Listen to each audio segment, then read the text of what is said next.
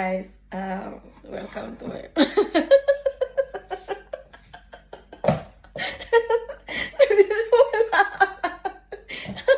Pinipigil ko sana tumawa kaso lari. Diyos ko, nakakatawa kasi talaga. Alam mo, ang ganda ng ano ko. Tignan mo tignan nyo, ang laki-laki ng... ang laki-laki ng kaldero, guys. Tapos ito na yung karne.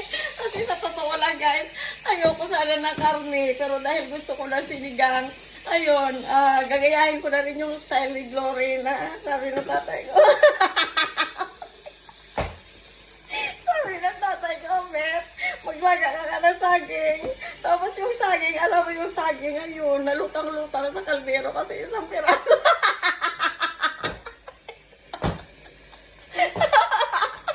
Isang pirasong saging.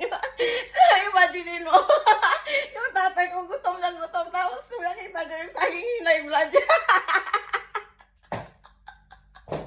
Hinay blood siya lalo, guys, kasi imagine, ang laki-laki ng kaldero, tapos isang pirasong saging lang na sa baang na lutang-lutang doon habang kumukulo. Yung tatay ko, sabi ng tatay ko, Lure, sabi, magkasya ba sa lahat yung isang pirasong saging?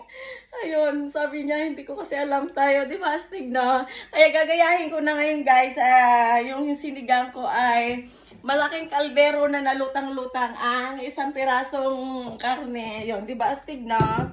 Ayan ngayon, guys, gagawa ko ng sinigang kasi sa totoo lang namimiss ko ang sinigang. Ayun lang, guys. Bye! Na-share ko lang. Alam mo kasi, yung mga kwento-kwento namin nung mga bata pa kami at nung kasama pa namin ang tatay namin na yun.